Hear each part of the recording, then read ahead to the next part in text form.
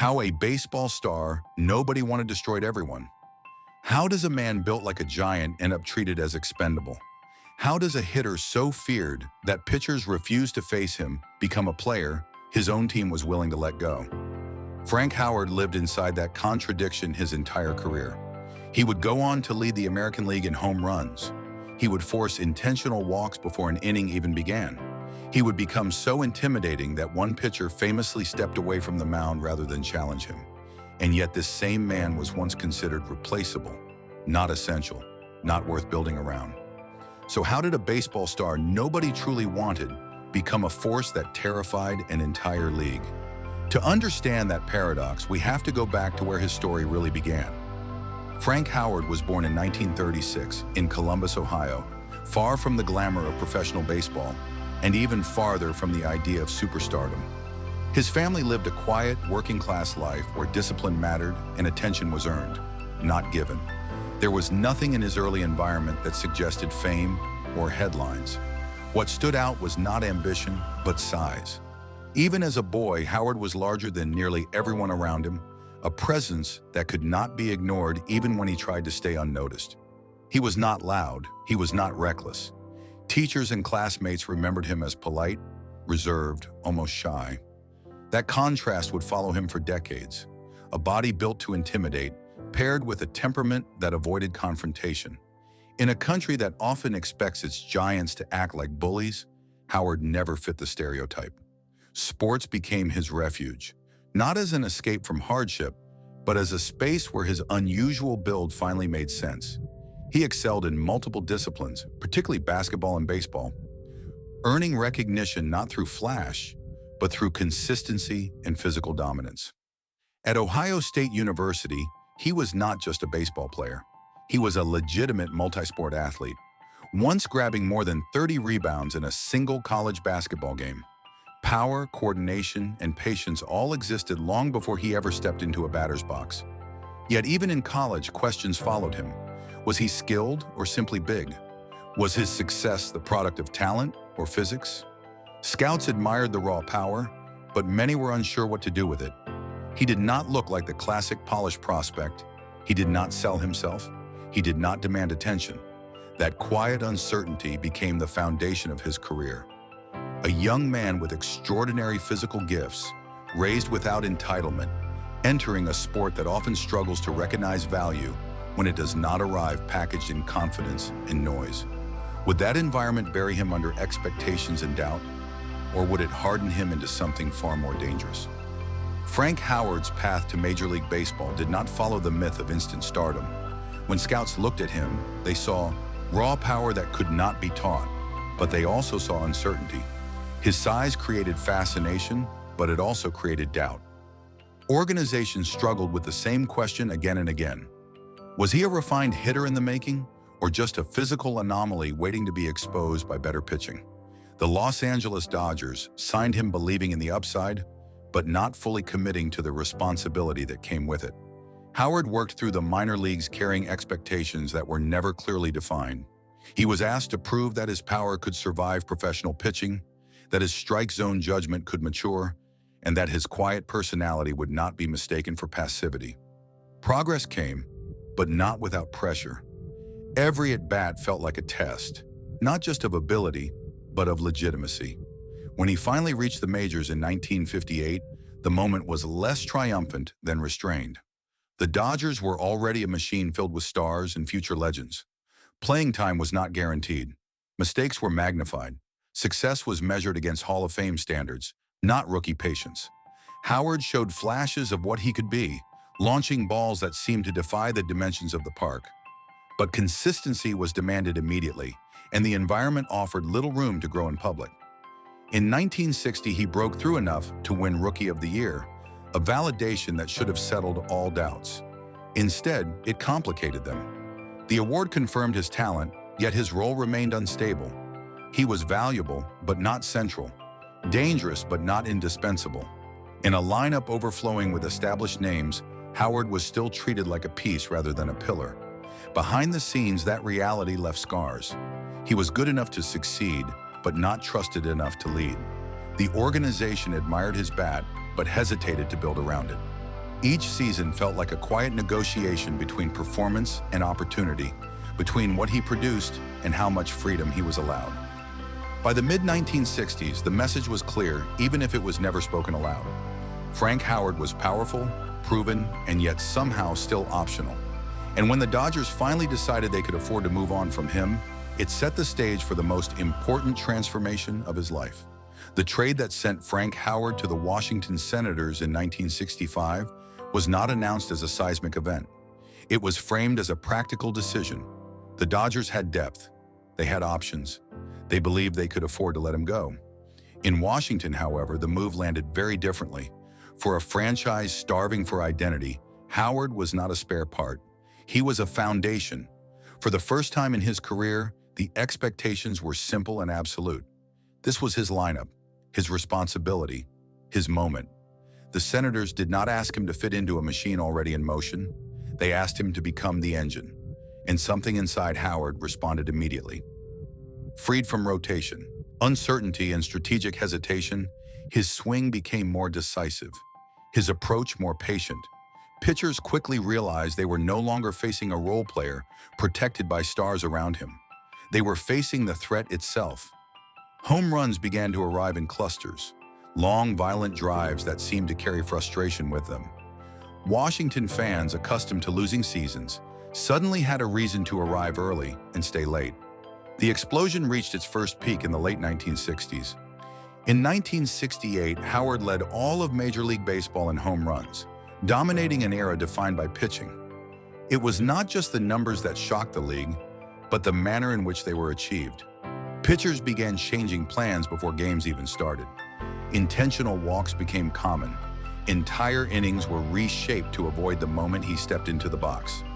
This was not brute force alone. Howard had begun to understand leverage.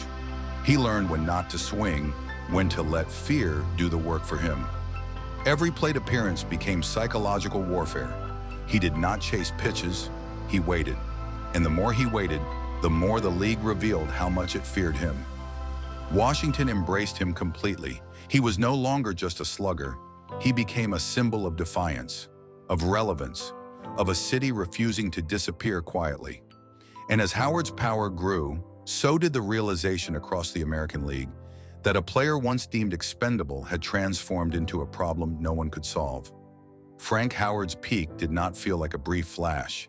It felt like a sustained threat that hovered over the American League season after season. From the late 1960s into the early 1970s, pitchers did not simply prepare to face him, they prepared to survive him. Every scouting report began with the same warning: do not challenge him unless you are prepared to lose the game with one mistake. In 1968, during baseball's most pitcher-dominated era, Howard led all of Major League Baseball in home runs. The context mattered.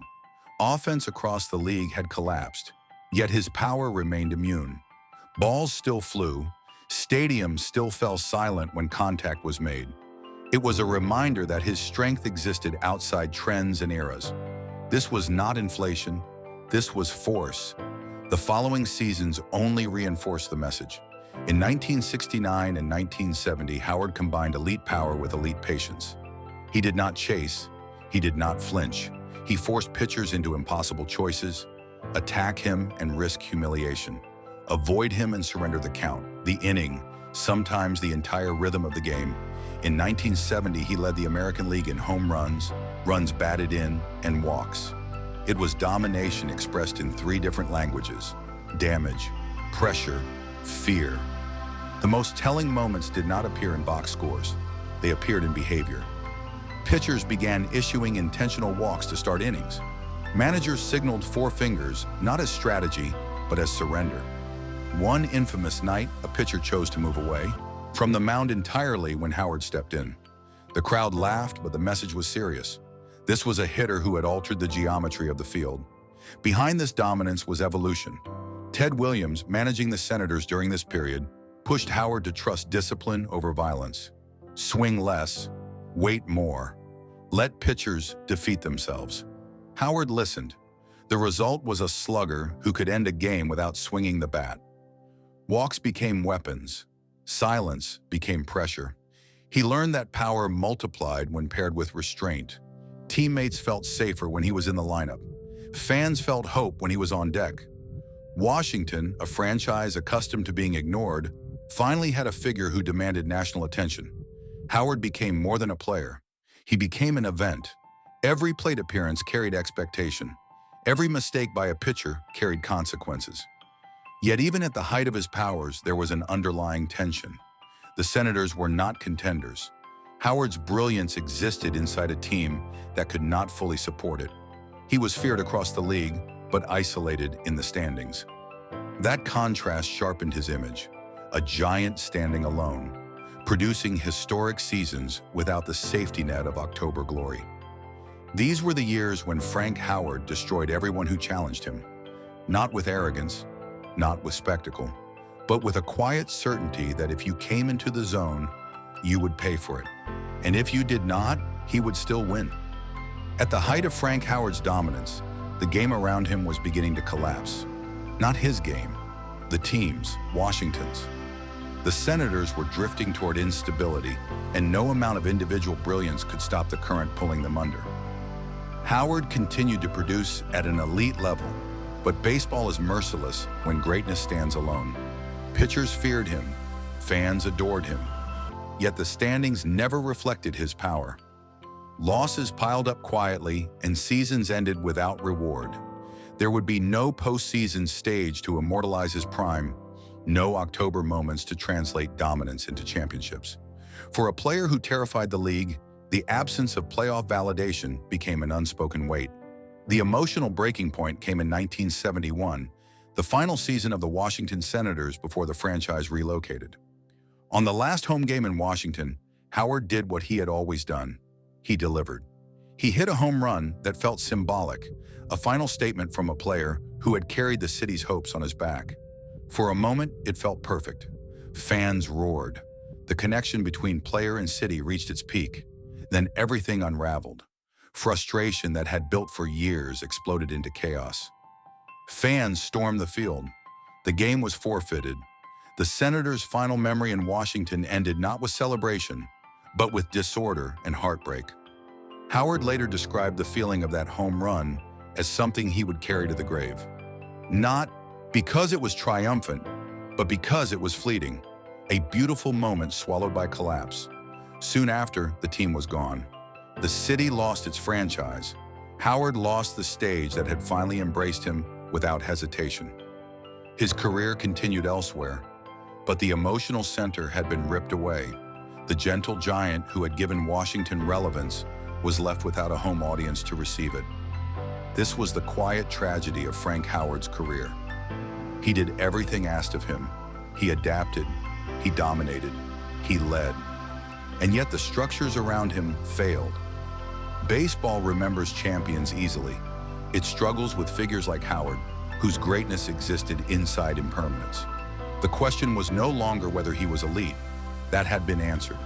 The question was how history would treat a player who destroyed opponents but never found stability, and whether legacy required a ring or something deeper. Frank Howard finished his career with numbers that demand respect. 382 home runs, multiple All-Star selections, league-leading seasons in home runs, runs batted in, and walks. Statistics that place him firmly among the most intimidating power hitters of his era. Yet numbers alone fail to explain why his name still carries weight among those who truly understand the game. His legacy lives in how the league reacted to him. Pitchers did not merely adjust, they surrendered. Intentional walks were not strategic wrinkles. They were acts of self-preservation.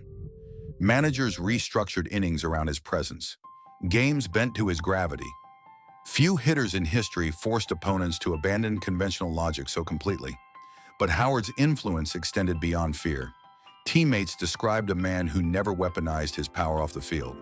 He was generous with time, calm under pressure, and deeply aware that his size shaped how people treated him. Rather than fight that perception, he disarmed it with humility. In a sport often driven by ego, he remained grounded. The most dangerous hitter in the league rarely raised his voice. His career also exposes a deeper truth about how baseball remembers greatness. Players who dominate on championship teams are celebrated endlessly. Players who dominate in unstable environments are quietly filed away. Howard never played in a World Series. He never had a postseason stage to convert fear into folklore. As a result, his name is often absent from casual debates about all-time sluggers. Yet when compared directly, his impact holds its own. He did not rely on protection in the lineup. He did not benefit from hitter-friendly eras. He did not feast on mistakes alone. He created mistakes. He forced the game to reveal its limits. Frank Howard represents a different kind of greatness. Not the polished legend lifted by banners and rings, but the unavoidable force who proved that dominance does not require permission, popularity, or perfect circumstances. He showed that being overlooked does not diminish power. Sometimes it sharpens it. In the end, his story asks an uncomfortable question. How many players like him have been quietly feared, deeply respected, and slowly forgotten simply because history prefers winners to disruptors? Frank Howard's story begins with a contradiction and ends with one. A man built to dominate, treated as optional. A hitter feared across an entire league, remembered by history with restraint. He was not loud. He was not celebrated with parades or October banners. And yet, when he stepped into the batter's box, the game itself hesitated. At the start of this journey, he was a player his team believed it could afford to lose. What followed was a lesson baseball could not ignore. Howard did not ask to be the center of attention. He became it by force of reality. Pitchers changed behavior. Managers abandoned strategy. Entire innings were reshaped around his presence. That is not popularity. That is power. His career reminds us that greatness is not always accompanied by trophies. Sometimes it exists in fear, in respect, in the quiet understanding shared by opponents who know they are overmatched. Howard destroyed everyone not through arrogance, but through inevitability. If you challenged him, you paid. If you avoided him, he still won. For Washington, he was more than a slugger. He was proof that the city mattered. For the league, he was a warning. For history, he remains a question. How do we measure players who bend the game, but never receive its highest stage? Perhaps the answer is simple. Not every legend needs a ring to be real. Some legends are defined by the way the game behaves when they are present. And when Frank Howard stood at the plate, baseball behaved very differently. If you enjoyed this story, share your thoughts below. Which overlooked legends deserve to be remembered? And which stories should be told next?